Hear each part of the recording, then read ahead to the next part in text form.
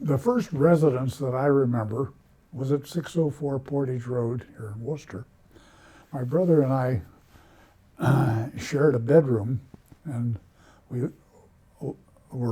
slept in cribs, and they were big cribs, and we could not get out of them. So that when parents put us to bed, we were in bed. And I don't know that my brother and I ever talked about it, but it was clear to me that was not an acceptable proposition. And I remember distinctly figuring out how to reach my hand down around to the foot pedal that released the side of the crib and pushing it, and the side of the crib came down and hit me on the head, but it came down. And I promptly crawled over the side, got out of the crib, went over to my brother's crib, pushed the thing on his crib, got him out, and the two of us marched into our parents' bedroom, which I suspect was one of the bigger surprises that they had in their entire life. But how old do you think you were at this point? I think I was maybe 4 years old. I was not yet in school. Mm-hmm. I'm clear about that. And so, and it was not very long after that my parents got us twin beds, because putting us cribs wasn't working anymore. And my parents had a terrible time getting babysitters for my brother and I, because we terrorized our babysitters. When the babysitter, it would come time to put the two of us to bed, and she'd get one in bed, and the other one would take off and run around the house. And then she'd chase that one, corral him, put him to bed, and the other one would take off. And we thought that, tag team the babysitter was just great fun. And I don't know how many babysitters we went through, but it was quite a number. And finally, my parents got the quarterback on the college football team and his girlfriend to babysit us. And those two made it very clear to us that they were not interested in chasing two little boys around the house. I think they had other things on their mind besides chasing two little boys around the house. And they became my parents' go-to babysitters. So your brother is older, right? Younger. No, younger. 14 months 14 younger. months younger, okay. And far brighter than I was. He was a Rhodes Scholar. My parents thought that I should get grades like Dick in school, which was not happening. Never did happen. So he was a fine brother. When we were little, when we were in 604 Portage Road, we were either the best of friends or the worst of enemies. And we regularly got into fights.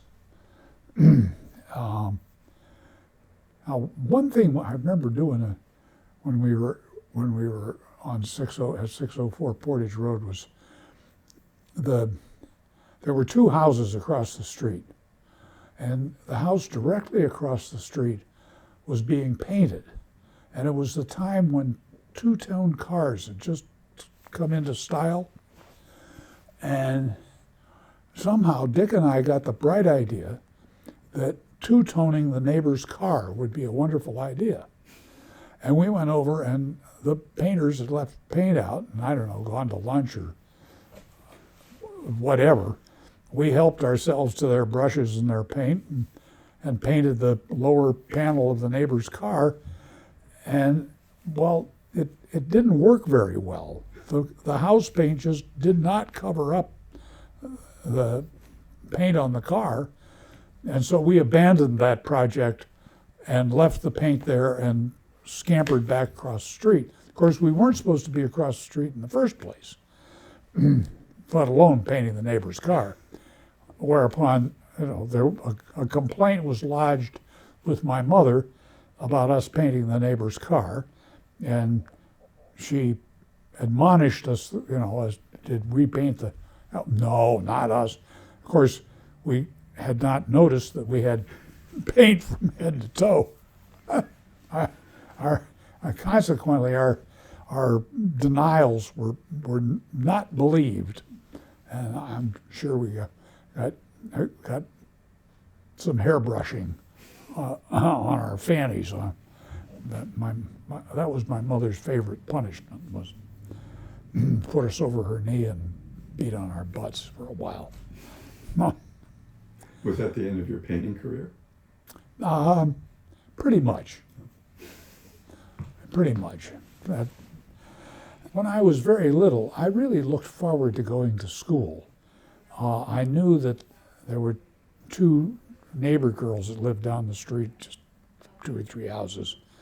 And the one girl was older than we were, and the other girl was exactly my age.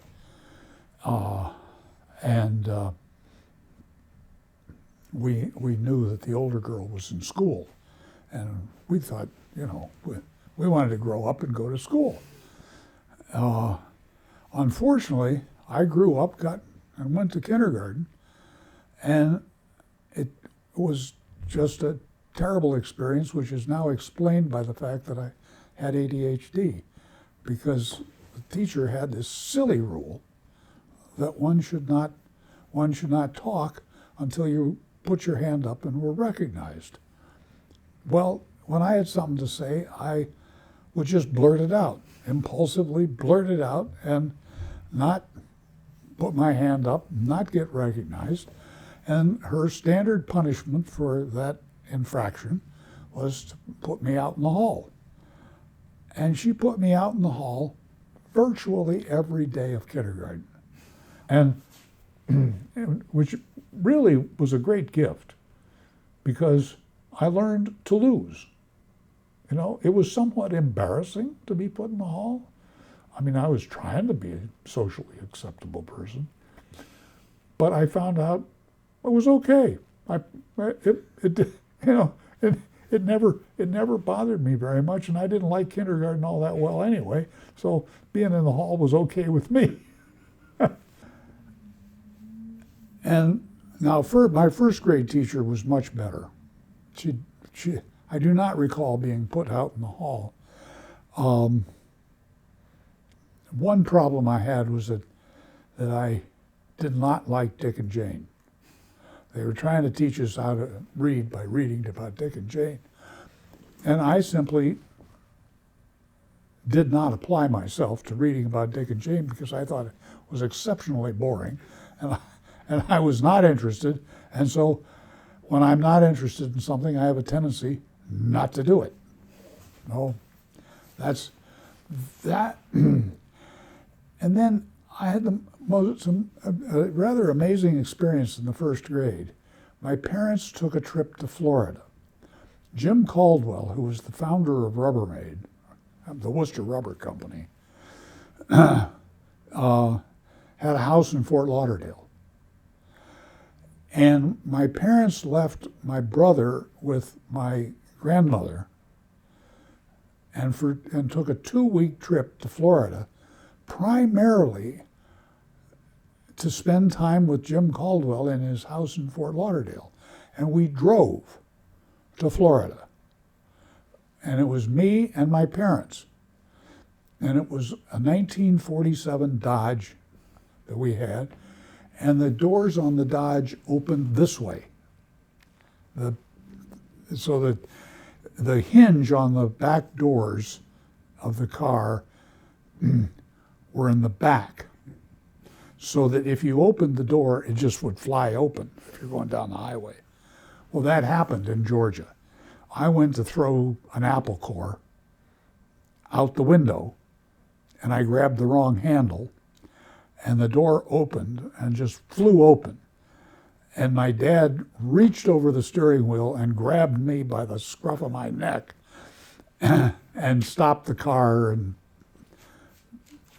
there was no damage done, but it was a really close call. When we got to Florida, my parents were, all they wanted to do was spend time with the Caldwells. I mean, what was happening was my dad was campaigning, for a promotion and so forth at the Worcester Rubber Company. And they really did not know what to do with a 6-year-old. So they told me to stay in the hotel room. And they said I could, if I wanted to, I could go walk around the block, but not to cross a street. I was lectured about not crossing streets. Well, they were gone forever. So I just started leaving. I didn't walk around the block. I walked all over downtown Fort Lauderdale. Now, it was not nearly the town it is today. It was basically, there were several streets along. The hotel we were in faced the beach with a main drag running in front of it. And I don't know, there were several blocks behind the hotel, several blocks both east and west along this main thoroughfare. And I walked all over the place as a 6-year-old. Thought it was just fine, had no problem, kept track of where I was, had no problem getting back to the hotel. And my parents would tell me what time they were going to be back. So I figured I had free reign. And when they came back, I was always back to the hotel, and they asked, "How was your dad?" And I say, I was fine. Walked around the hotel a couple times. Other than that, here I am. Was I going to tell them I didn't do what I was supposed to? No. That's the most amazing thing that happened in second grade, or in first grade. Second grade, I had Miss Carnahan, who was an old battle axe, heavy-set, mean teacher. And she made it clear that if you misbehaved in her class, you're going to get paddled. I was scared to death of her. And I behaved. Did not learn a thing. All I did was sit in class. I remember to this day sitting in her class doing nothing but watching the clock.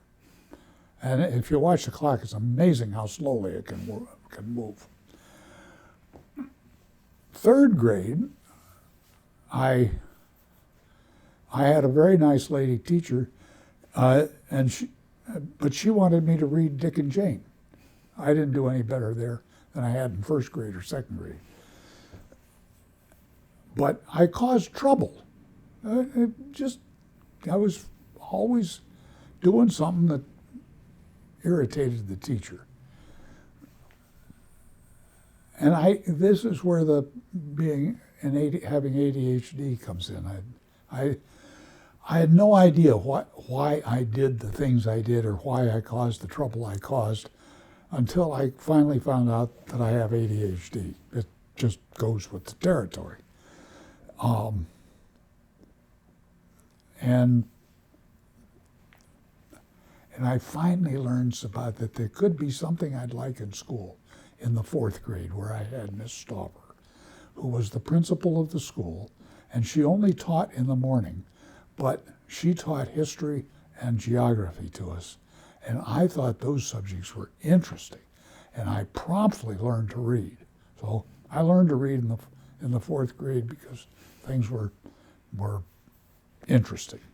I suddenly was riding my bike down to the library and taking 2 or 3 books out about once a week. And I was always in the history section. I mean, that's where I went. And American history just fascinated me.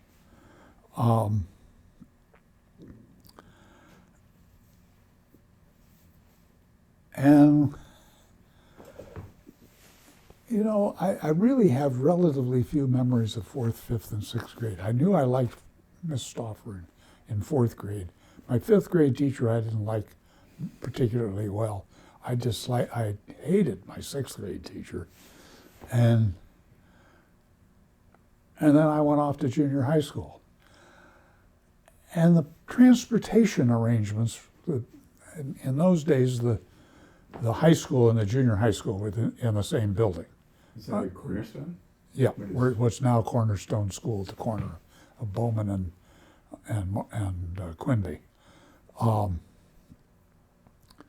And most of the kids, I mean, almost all the kids, rode the city bus. There was you paid for it, a city bus, and it would go around the north end and back down to the high school, and then come downtown, turn around, go back. It would get absolutely packed with students going to the high school, and I didn't like that. So I started riding my bike, and I never rode it again. I think I may have ridden that bus once, but I just rode my bike. I rode my bike until, as a junior in high school, my dad loaned me a car to drive to high school, and that was wonderful. But rain or shine, snow, whatever, I rode my bike. Were you still on Portage?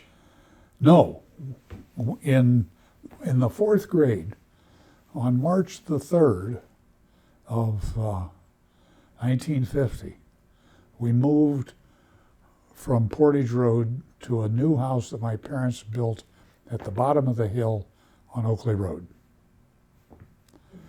There's a white house on the bottom, at the bottom of the first hill on Oakley Road. That's going westbound. It has a swimming pool behind it now. It didn't have a swimming pool. It didn't have a swimming pool until I was a freshman in college. But that's where I spent the rest of my childhood, and it was wonderful because we were down the road was the Miller's Lakes, which are still there, and we were the fourth house on that street. So my brother and I got to watch the construction of all the other houses on Oakley Road. And I remember we got ourselves in trouble one day. We had been watching the construction of this one house, and the builders were plastering the interior walls of this house, and they went away and they left this great big tub of plaster in the middle of one of the rooms in the house. Whereupon my brother and I decided that why we would be helpful and we would plaster the walls. And it turns out that plastering walls is not nearly as easy as it looks. and I think we made a royal mess of things. In any event, the next day, the builders were not at all pleased with us, and made it known that they thought we had done that, and we denied it, but they didn't believe us. Seems there's a thread running through here that you guys are the perpetrators often, and you expect people not to believe that. That would be the case, which is a hard case to sell. Mm-hmm. Particularly when there's a lot of evidence. Particularly when there's a lot of evidence. All of which makes for a difficult childhood, because you're forever being admonished and punished, and that's kind of what I remember about my childhood. But when I got to be, during the time that I was in about the 6th grade, maybe the 5th grade, for a couple of years I had a plain dealer paper route and delivered papers all over the north end of Worcester. They'd deliver the papers to my house. I'd have to put the papers together. I forget exactly what it was, but Had to put the papers together, fold them up, put them in my and I had a big basket on the front of my bicycle. And then I would ride all over the North End and deliver papers before school. Would you throw them? No. Sometimes I would toss them on people's porches, and other times I had to get off the bike and put it in a container or something. So it was, after a couple of years, I got tired of doing that. I got particularly tired of collecting and then keeping track. The accounting made me nuts. Just keeping track of who owed me how much money and so forth. Then when I was in 8th, 9th grade, I built 2 soapbox derbies. And the first soapbox derby, the very first Wayne, Holmes County, I think it was actually Wayne, first soapbox derby ever run in this county was called the Wayne County Soapbox Derby. It later became Wayne Holmes. But Wayne County Soapbox Derby, and it was held on the hill that is just north of Meyer on 83. And Before you get too far, for somebody who's never heard of a soapbox derby, what's that? Well, it's a race by homemade cars that the only propulsion is gravity. So you race down a hill. And it's required that the driver of the car builds the car. And I learned a great deal about tools and construction and building my first soapbox derby. And it was kind of an ugly, ungainly looking car, but it turned out it was really fast. And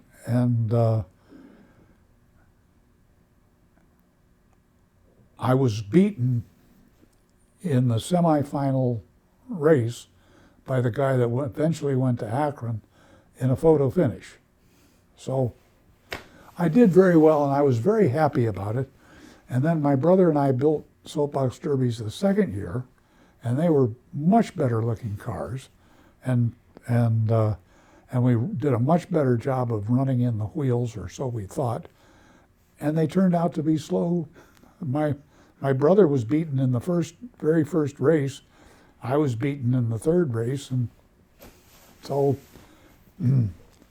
that was my soapbox derby experience. But it was a wonderful experience, and it led to my freshman algebra teacher asking me to help him build a car during my freshman year of high school. And A real car? no, not a car, a house. Oh, house. A house. We built a house. We built a whole house. We did everything except plant the lawn and hang the doors. And I helped. I think when he hired me to start helping him, he had already done the foundation. I think the cement block was up.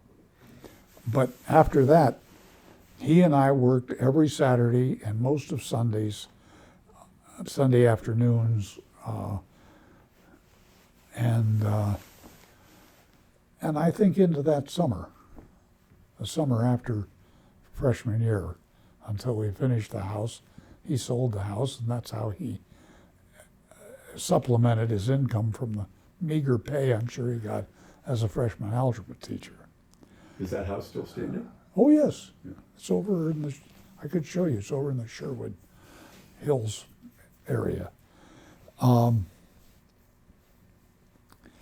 in 7th grade, they had intramural debate. And I went to a meeting where they described what intramural debate was all about, and said that we'd have coaches and judges who were the high school debaters. And I thought that sounded fascinating. And I participated in 7th and 8th grade debate.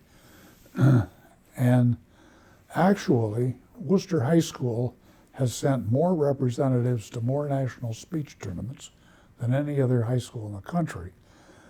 And the secret sauce is 7th and 8th grade debate, because there's no better way to learn something than to teach it.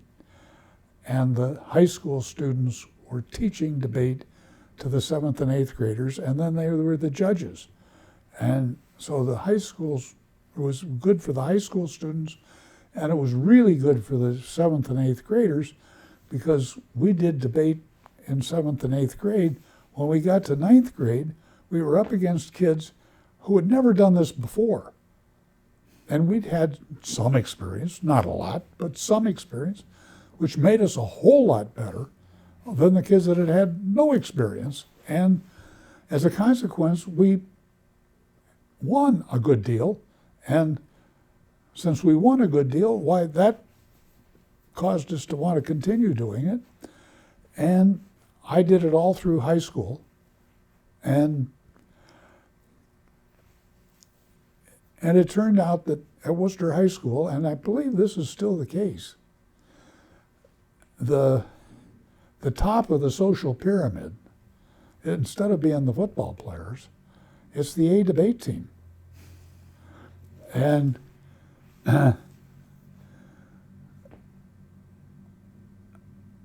one time I remember my wife and I were with my debate partner and his wife at a social function.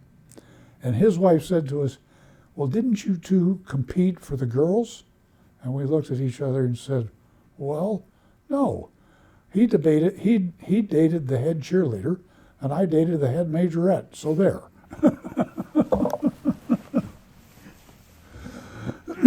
So, and then ultimately, I ended up going to the National Speech Tournament as a member of the National Student Congress, which was a high privilege. When I was in junior high, and I think in late grade school, my mother made me take piano lessons. Made me. This was nothing I had any desire for. And I took piano lessons for 4 years, and only because my mother forced me and my brother to take piano lessons. And I wasn't very good. So finally she turned me over to a piano teacher at the College of Worcester. And about the second or third lesson I had with him, he said, let's try a little exercise. He said, "You come with me." And we went to a room where they had 2 pianos back to back. And he said, I'm going to play a note on this piano. You sit down at the other piano, and I want you to play the same note. Well, anybody knows that's not possible. I mean, I was like a blind man in an art museum. I tried. I mean, but I couldn't do it. I could get close, but I could not tell whether I was playing the same note he was playing or not. And he said, "You're tone deaf." And he said, "You'll never play a musical instrument." And I could have kissed him, because he sent me home and said, "Don't come back." And I told my mother, and that was the end of my piano lessons. And it was an accurate diagnosis. I am tone deaf. And it shows up. Often I have trouble, like in movies or just understanding the dialogue. I cannot recognize a voice on a telephone when, nowadays the name pops up on your phone, but in the good old days of landline telephones, that was not the case. So whenever I would answer the telephone, Gail would just say, "Hi, hon, this is Gail." Well, as you know, I knew who she was. Well, there wasn't anybody else that said hi, hon, either. But I can't sing either. In church, I don't sing. I I would not add anything. I would subtract. It would be, and I certainly wouldn't want to sing very loud. I enjoy going to the symphony. I enjoy going to the opera. I mean, I can hear music as well as I can hear it. I mean, I don't know. It's probably not as well as somebody else, but it's as well as I can do. Oh, all during my time growing up, Howard Lowry, the president of the College of Worcester, was a good friend of my parents. And about once a month or so, Howard would come to our home for dinner. So I knew Howard Lowry the whole time I was growing up. And he became my advisor on where to go to college. And I was quite clear that I wanted out of town and away from my parents. I wanted to be on my own. And he recommended Wesleyan University. Well, first of all, he recommended Princeton, where he had taught before coming to the College of Worcester. And he still had friends at Princeton. So he arranged for me to spend a day at Princeton. And it was, listen to this. I got on a train in downtown Worcester, ate dinner on the train, slept in a little compartment, woke up the next morning, had breakfast on the train, got off at Princeton Junction, and walked up the hill to Princeton University. Spent the day visiting 4 of Howard's friends at Princeton, walked down the hill, caught a train back to Worcester, got off the train the next morning in Worcester. We don't do that these days. Have not done that for a long time. But it was clear to me after spending that time in Princeton that I was not that smart and certainly wasn't going to get into an institution like Princeton, not with my high school grades. So, but I met Everett Wallace, who was the organic chemistry professor at Princeton, and he told me that his brother ran a dairy farm in Vermont and that he often hired high school student or college students to help him on the dairy farm. And he said, he gave me his brother's address, which was Otis Wallace, Waitsfield, Vermont, period. That's all there was. And so I wrote Otis a letter telling him that I'd be interested in working on his farm. And he wrote back, and I spent July and August working on Otis Wallace's farm, milking cow, at 6:30, I don't care whether it's morning or afternoon, or whether it's Sunday or Monday, we milked cows. And we were usually milking about 40 cows. And then haying and cultivating corn. And was it just you and Otis, or were there other kids involved? when we did haying, his nephew was Everett Wallace's son, who had just finished his first year at Harvard Medical School, was my partner in haying. And that was really interesting to be around a medical student. But it was a very, very interesting summer, but 2 months of farming was plenty for me. It was a transformative experience. It convinced me I did not want to be a farmer. In any event, since I wasn't going to go to Princeton, Howard Lowry then recommended Wesleyan University in Middletown, Connecticut. And so that's where I went to college. And I got to college, and it was a men's school. And the first thing they did was they had fraternity rush. And that's when I learned to drink beer. I hadn't done it, but then college was a struggle. I went to college thinking I wanted to be a physician. So I took math, chemistry, biology, English.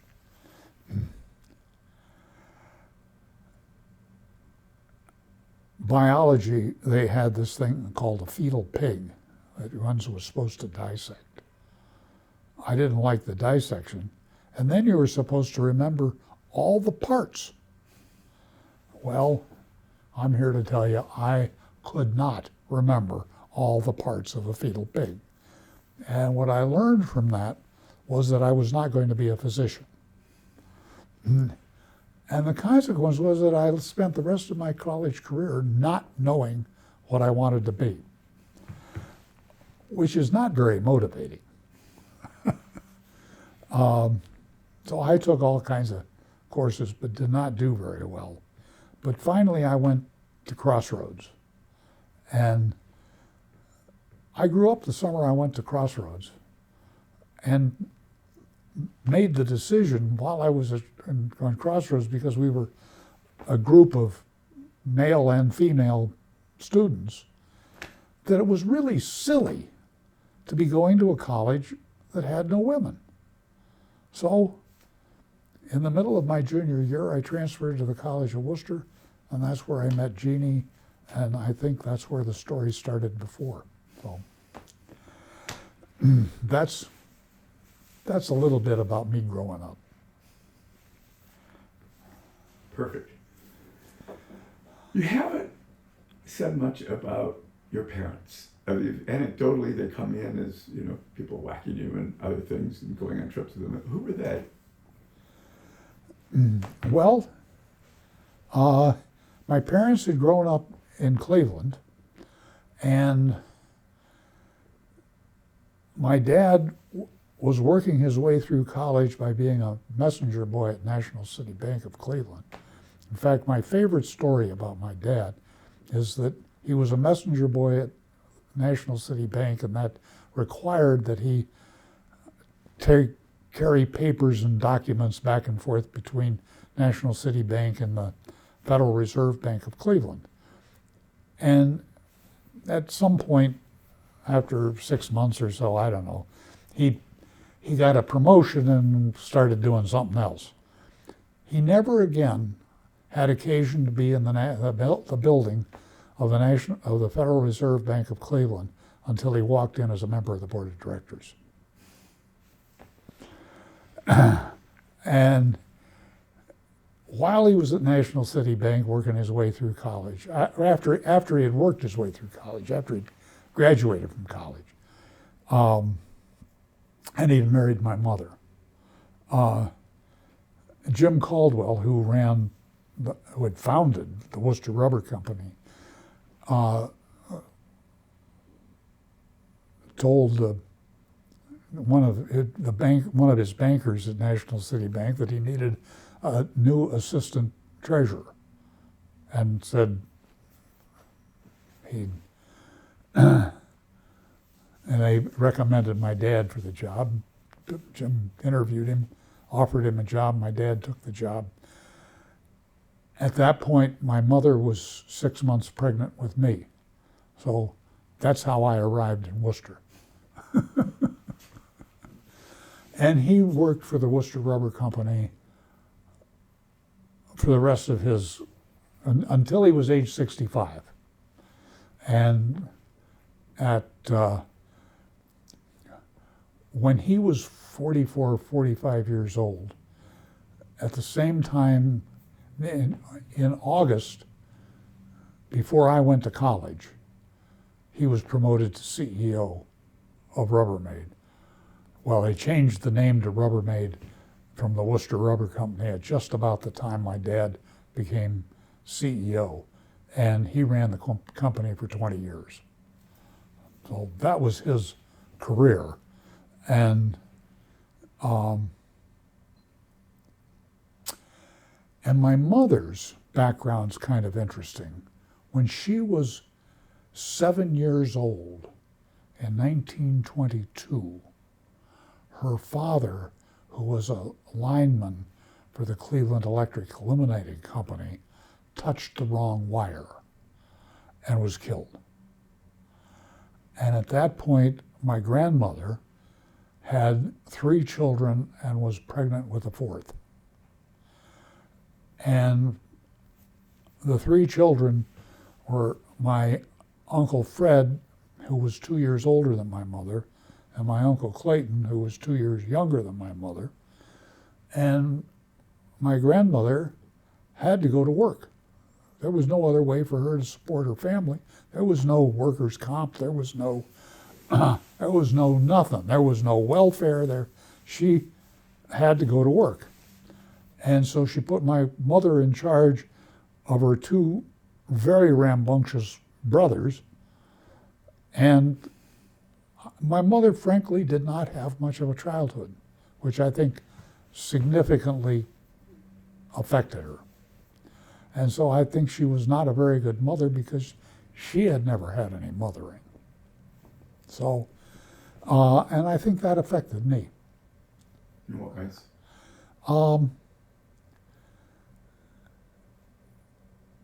I think I'm a little emotionally incapable of being loved because I wasn't loved as a kid. I didn't feel loved as a kid because my mother didn't know how to do it because she hadn't been loved. It's funny how these things can go down through the generations. And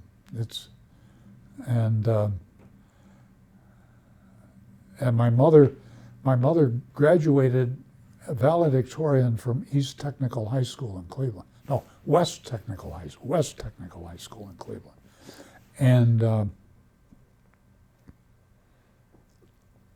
And she was entitled to a full ride scholarship to Western Reserve University, but she couldn't accept it because she needed to go to work and help support her family. And that's what she did. So she never got a college degree, and that always bothered her. Mm. So those are some fundamental facts about my parents and what it was like to have them for parents. Both my dad and my mother were always talking, when I was growing up, they were always talking about how poor we were. And so I thought we were poor. Well, you see, we were a poor family that took ski vacations and had a water ski boat. That's the kind of family I grew up in. Well, when your father becomes the CEO of Rubbermaid, how old were you then? I was going to college. Yeah, okay. You were in college. I was 17, almost 18. So you knew at that point you weren't a poor family. I discovered we were not a poor family when I was making application to college. And I went to my dad and I said, Dad, you got to fill out this form so I can get a scholarship. And and it was a financial form about how much do you make and so on and so forth. And my dad said he was not going to fill the form out. I said, Dad, if you don't fill this form out, I can't get a scholarship. He said, I'll pay for your college education. Well, just like that was nothing. And up until then, I had no notion that my dad had sufficient resources to pay for my college education. Even though at that point I was driving a car back and forth to school that he was paying for.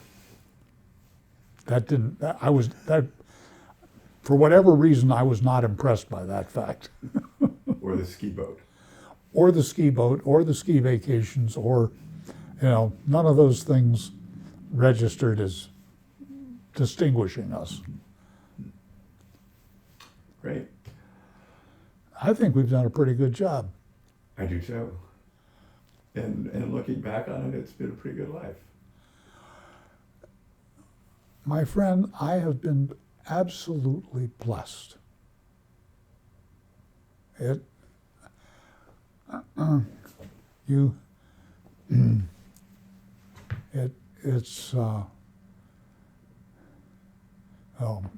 My friend Seaman says better to be lucky than smart. That's me. I've been very, very lucky, and I have a little bit of smarts, and that's how things have worked out. And I really believe that people are better off if they listen to that little voice that I talked about when we were at the prison. And the other, let me tell you what I really think about Christianity. There's all this emphasis in Christianity about Easter. That's not the story. Heaven and going to heaven and all this rebirth stuff, that's just something that's easy for priests to sell. What Jesus was really about is turn the other cheek, walk the extra mile, and give the man who asked for your coat your cloak also. And he demonstrated that on Good Friday. Here's this guy who purportedly has done all kinds of miracles, calmed the seas, turned water to wine, cured the sick, cured the mentally ill. Unbelievable. And all of a sudden, here are some Roman soldiers getting ready to put nails in his hands and his feet, which does not, to me, sound like it would be tremendously pleasant. And presumably, in my belief, he could have brought down a lightning bolt and fried those Roman soldiers good and proper right there, what they, give them what they deserve. No, he doesn't do that. He allows them to put nails in his hands. He lived what he said. He said, carry the pack an extra mile. Give the man who asks for your coat your cloak also. And if somebody decides to put nails in your hands, well, okay.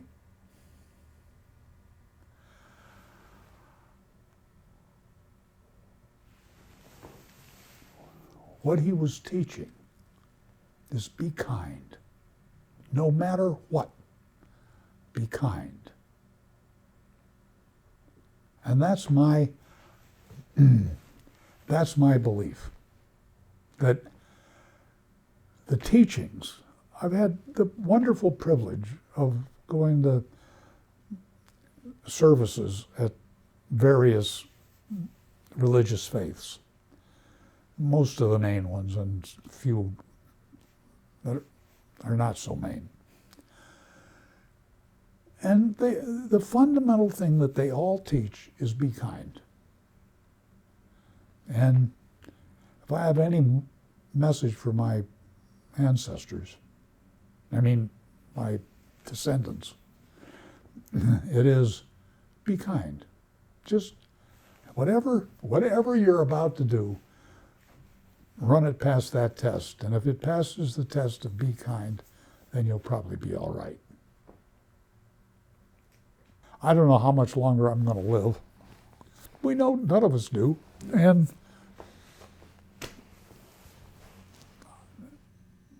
it's been a good ride, as you can tell.